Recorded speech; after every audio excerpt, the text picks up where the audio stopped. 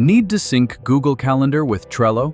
Use Appy Pie Automate to connect them instantly. No coding needed. Go to the top menu and click Explore. From the app directory with 2,000+ integrations, search for Google Calendar and select it to begin. On the Google Calendar page, scroll down to find Trello and click on it to start setting up your automation. Review the available triggers, actions, and ready-to-use automation templates. If you want to get started quickly, then click Get Started with Google Calendar and Trello integration. Sign in or create a free Appy Pie Automate account.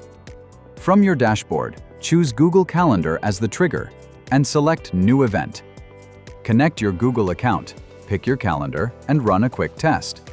Then, set Trello as the action app and choose Create New Card.